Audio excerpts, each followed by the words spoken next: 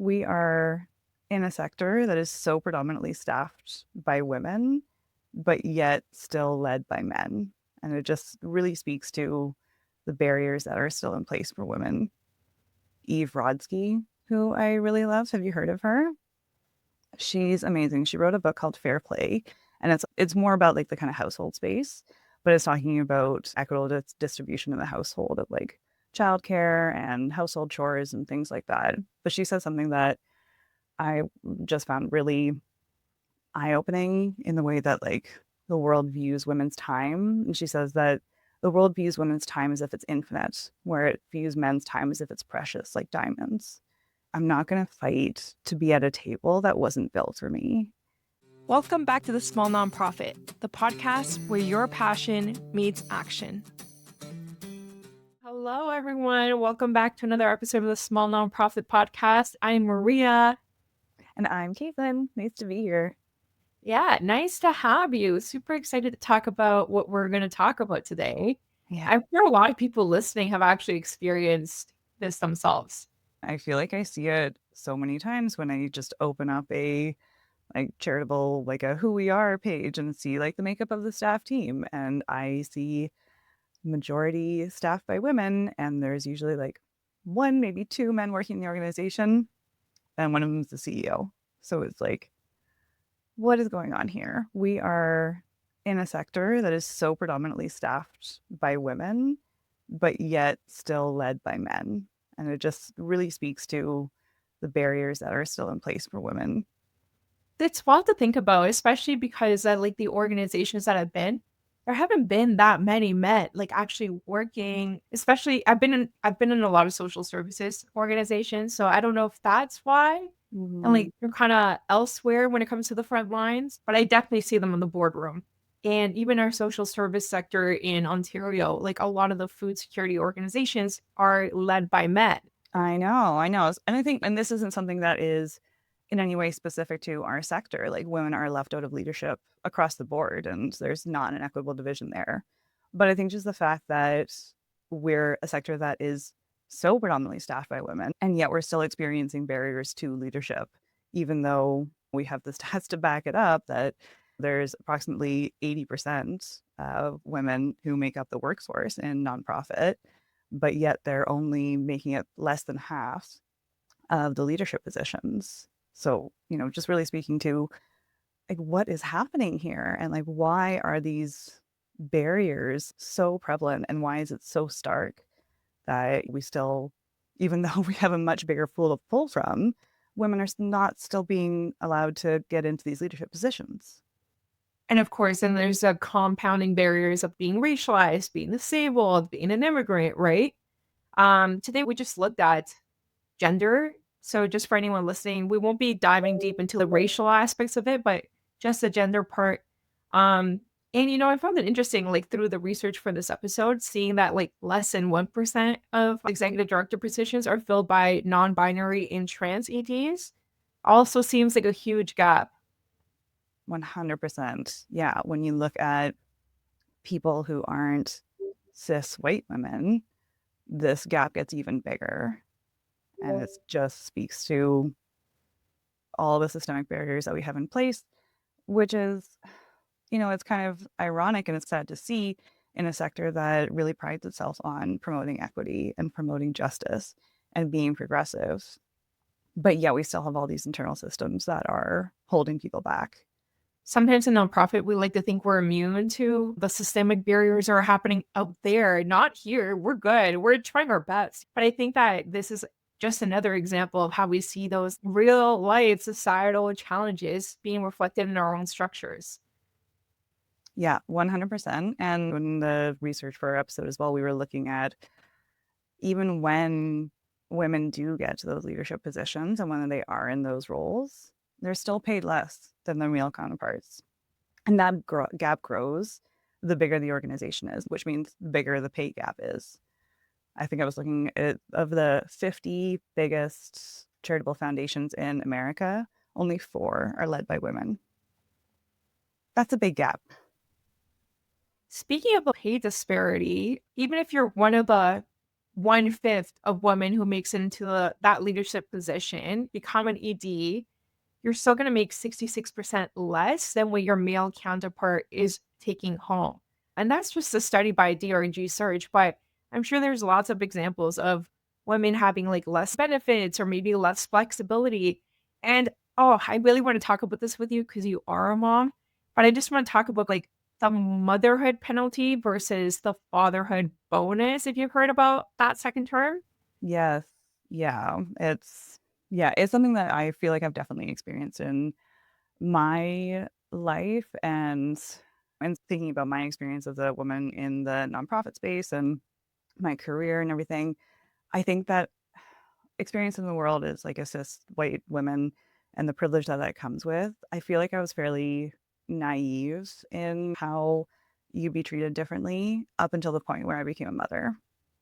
And then that was where things really shifted and where the world looked at me in a different way and looked at my time in a different way. And it's very much, even though my husband and I, from the family side of things, we can divide ourselves fairly equitably and divide parenting fairly equitably and household tasks fairly equitably.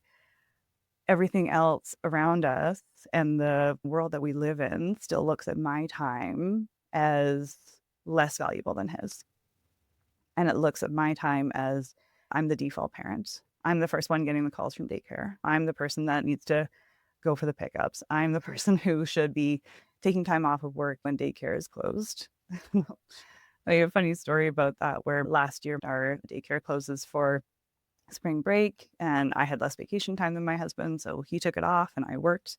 And when he was telling people that he was taking the time off to take care of our child, he was like, I think my colleagues think I'm a widow. They genuinely thought that it was more plausible that I was dead or not in the picture than it would have been for him to take the time off of work rather than me. And that's also just coming from a perspective of being in a very equitable like partnership, which isn't the case for so many women who get the majority of childcare responsibilities. And that really hurts their career progression. And it's so difficult to balance that. And yeah, it's a lot. So I definitely feel and have experienced the motherhood penalty. But I have heard less about the fatherhood bump, but love to dive in. Yeah. So with women, once you have a kid, your salary will actually be lower on average because you'll have this kind of like child penalty of 5 to 10% of what you would normally get. But with men, the fatherhood bonus means that they will actually get a pay increase. So you get treated differently because it's like, oh, we know that you're busy. Like, take the time off, take some more money. You have to pay for a child. But with women, it's seen as, of course, you have to take care of this child. Like, well, what are you thinking? Right. But I've also learned a lot through my conversations with Lacey from Balance Good because her business is all around like supporting nonprofits when they're facing parental leave, which is something that nonprofits do not think of and they don't do top ups. And I can't even imagine like being an ED who, wants to start a family. Like an organization is not going to take too kindly for you leaving for a certain amount of time. I know that it's a large discrepancy between the States and in Canada with how long people take off, but they just are not very accommodating. They're not very engaged. So it just makes it even harder for women while men are being rewarded for having kids. That just like blood is boiling a little bit hearing that. But yeah, yeah, I hear you and I understand that. And yeah, I love Lacey and the team at Balance Good. And they're doing such amazing work around that. And yeah, I think from a personal perspective, I remember experience that as well, getting into a nonprofit organization and at a point where I was like ready to start a family. And I noticed that nobody who worked there had kids. Nobody who worked there was like a working parent. And they had just had two people who went off on maternity leave and didn't come back. And I was like, okay, these are red flags to me. I will stay here until I am ready to have a family, but this is obviously not a place where I will be treated well and they'll be accommodating after I become a parent. And exactly what I did. I was there for only a couple of years and I was ready to start a family and I had to leave and find something else, which is a real shame. But I was wondering if you've heard of, just when you were talking there, there's a woman named Eve Rodsky who I really love. Have you heard of her? She's amazing. She wrote a book called Fair Play, and it's all about, it's more about like the kind of household space, but it's talking about equitable distribution in the household, like childcare and household chores and things like that. But she says something that I just found really eye-opening in the way that like the world views women's time. And she says that the world views women's time as if it's infinite, where it views men's time as if it's precious, like diamonds. And that is just so like, yeah, we're trained to be like, we should spend all of our time doing this, and like our time is infinite, and we can be up until like 10 p.m. making costumes for our kids and then get up at 6 a.m. to go to work. And that's just all part of it. Whereas if a man takes half an hour out to go pick up his kids, oh, throw that guy a ticker tape parade. And it's just, yeah, it's wild. A little bit unrelated, but my fiance and I, we went to the bridal show in Toronto, and literally every single person was looking at him like, "Oh, is he your gay best friend?" And I'm like, "No, this is my partner, my fiance." And they're like, "Oh, amazing! Like you're so lucky." And I'm like, "He's literally just standing there." The But bar like, is so low, isn't it? It's so low.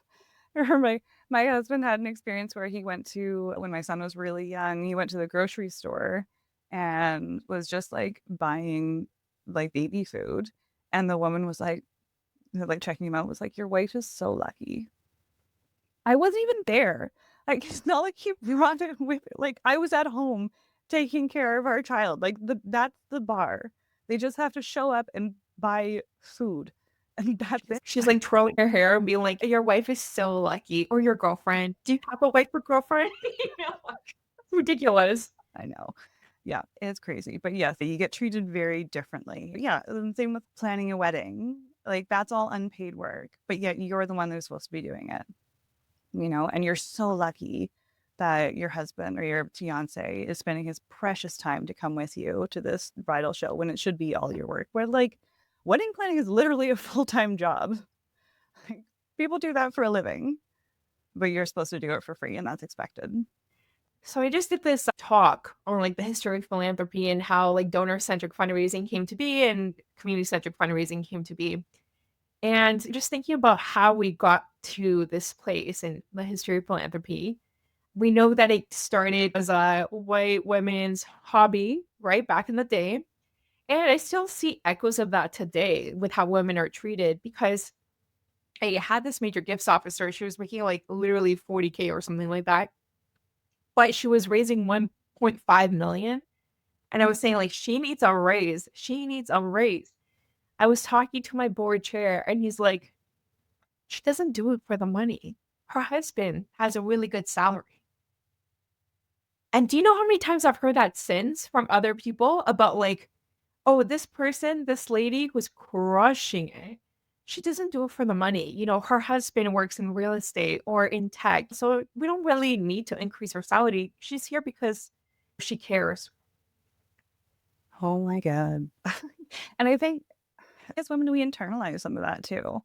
And I think that the fact that society and the world views our time and our responsibilities as unpaid, like as so many unpaid things, like child rearing and like household chores and everything, like those are all unpaid things. And I think it makes it really hard for us as women to also associate our time as being financially valuable. And I've witnessed this so many times, like with friends who are like going through job interviews and everything, and people who are just like devaluing themselves and having a really difficult time asking for the money that they want. It's just so hard for women to go for something. Like when women are going for like a promotion or a job, they want to have at least 80 to 100% of all the qualifications before they'll apply. Whereas men will be like, I've got like half of those qualifications. I'm going to throw myself in the ring. And I had a friend who was doing hiring with the big banks where I live, and she was seeing the exact same thing, that women were coming in and applying for a role and they had 80% of the qualifications. And they were willingly coming to her and being like, "I'm really sorry. I know I don't meet every qualification," and offering to accept less money than what was in the stated job post because of that. Whereas all the men who applied had like half of the qualifications and they were asking for more money because there is an internal thing that like we have a really hard time valuing ourselves financially. So I feel like we know why. Like we have, the motherhood penalty, we have pay disparity, we have a glass ceiling, a glass cliff, we have women not negotiating or maybe feeling they shouldn't even apply. I don't know if you've heard about tall poppy syndrome. That's something that really can apply to women who, are standing up and like doing a really good job, but then you get told, stop being such an overachiever. You get a little bit punished for being too good at what you do. Being seen as bossy too. I wonder, what do you think this is costing the nonprofit sector? I think it's costing the nonprofit sector a lot of skilled talent and leadership and perspectives and diverse perspectives. And that's, yeah, it's really sad to see. And it's really, and I think that a lot of women, and in particular women of color, are exiting the nonprofit sector and kind of building their own thing, which is fantastic. They're like, I'm not going to fight to be at a table that wasn't built for me. I was actually just reading an amazing article from Kamala Martin this morning, which was so good about like redefining leadership and like leading in your own way. And that's particularly true for women and especially true for women of color. They're, yeah, exiting a sector that tables that aren't built for them and aren't going to welcome them. And we're losing that. We're losing that leadership. We're losing the diverse perspectives. And we're not following the principles and the motivations and everything that we kind of want to build in the world. Like we're social justice organizations that are promoting equity and everything, but yet we're not following it ourselves. And I think that's really sad and it's really disappointing to see. What about you? What do you think we're losing? So, like, as a sector, I think we're losing a lot. I am a big fan of people with lived experience leading, right? So, if you have very minimal lived experience or none at all, and you're the board chair, like, I just find that completely inappropriate. But outside of the sectors, I'm thinking it's costing us as individual women. Like, we're so eager to like martyr ourselves in a way that I don't really see with men, or at least not the men in our sectors. So it's just like the risk of burnout, the pressure of like everyone's counting on me. Like we already feel that outside of work. Like if the house isn't clean, it's my fault. If people don't eat, it's my fault. So like feeling it at work because so much is put on your shoulders with no support. And also it's the societal expectation of perfection for women, right? Like you cannot fail, you cannot get it wrong, and you can't do it in a way that makes you come across as too confident or too bossy. You know that like song by Beyonce, Flawless? We teach girls to shrink themselves, to make themselves smaller. We say to them, you could be successful, but not too successful. Otherwise, you'll threaten the man. Right. And I just always think about that. It's just exactly right. I love that. And I love that you quoted Queen Bee right there. That's amazing. Just drop that in. So good. By heart, by heart. Yeah. Yeah. That's amazing. But yeah, no, I totally agree. And I think we're losing so much. And also just, yeah, as you said, from a woman's perspective, and just like the joy of being able to have a career that you love and make a difference and something that you feel really passionate about. So, what are the changes that nonprofits can make sure that it's equitable at the board table and across the leadership level? One of the big things that has been really powerful in my life is mentorship and finding and connecting with women who you can talk about these things with and you can be open with, and also women who will talk about them because there's a lot of messages that we get that, as I said, like our time isn't worth it or we shouldn't be doing this for the money and everything else comes first, and really having those messages that this is not our sector. This is not our space. We're not meant to lead. Whereas like I have these memories of being around women who really knew their value and really knew their worth, and hearing them talk about that was really, really powerful. and somebody being like, no, I'm not going to accept that role because I'm worth more than that. And just hearing that from a woman, that shaped my perspective. So I think having that kind of mentorship and connecting with women who will talk about you in a room when you're not there is huge. So if like you're in a nonprofit and there's a way to set that up, fantastic. But there are also other organizations and other mentorship opportunities, like with the Prosperity Project is an amazing one that I'm currently going through a mentorship program with. And yeah, there are other mentorship opportunities, but for me personally, that has been a big one in my life.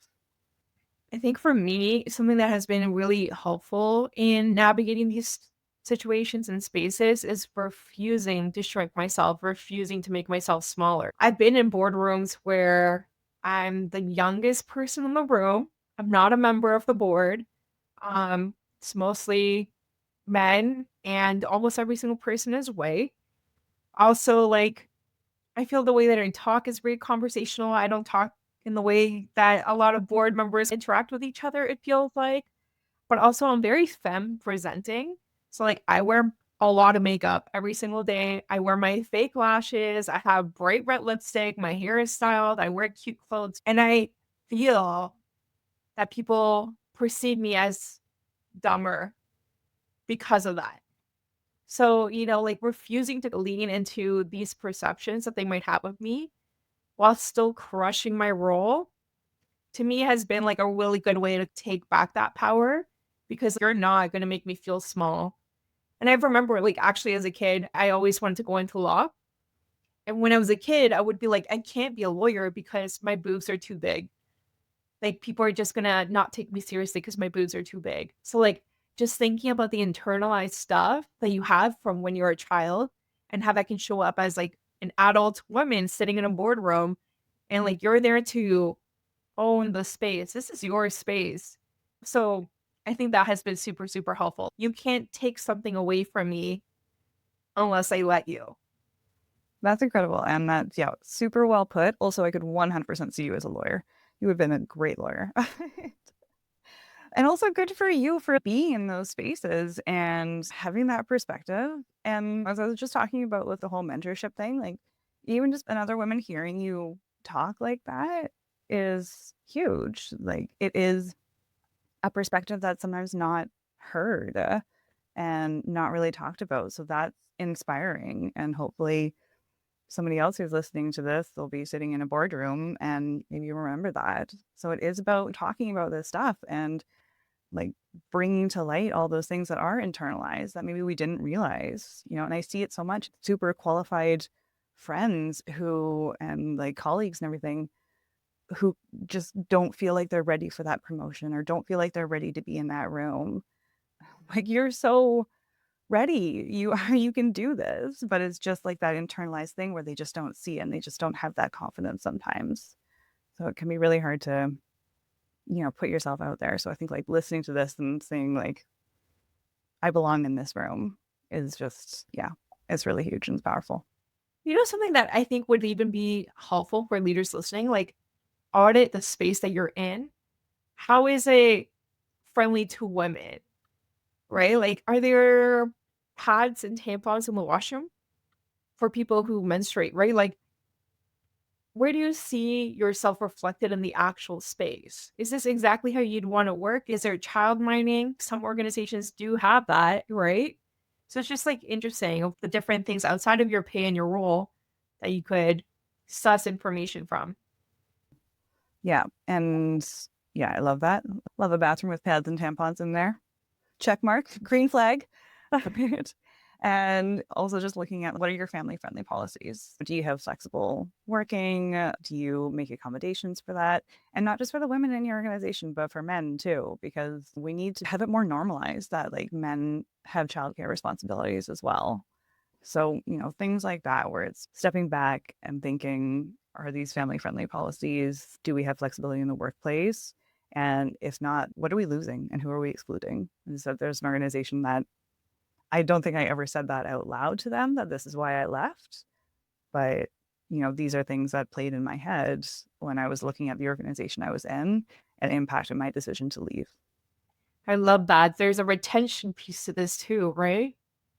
Okay, so for me, I think my final thoughts for today are going to be if you're an ED and you're seeing your board not representative of your community or not even representative of the overall nonprofit sector, maybe send them this episode. Have them think it through of like, why should I be at this table when I'm not representative and I don't have the lived experience? And also managing someone that looks different from me and has a very different kind of approach and really make them think, I think would be my final thought today. What about you? I'm going to give the same final thought that I've given to a few women in my circle recently who have been job hunting and going after roles that maybe they were out of their comfort level, but they were totally capable of doing. And that is job hunt and look at your career like a man. Like, go for it. It is 2025. We are job hunting like a man. We are negotiating our salary like a man. We are going for that promotion like a man. And hopefully that will be normalized at one point and it won't just be like a man. It will be across the board because our time is valuable.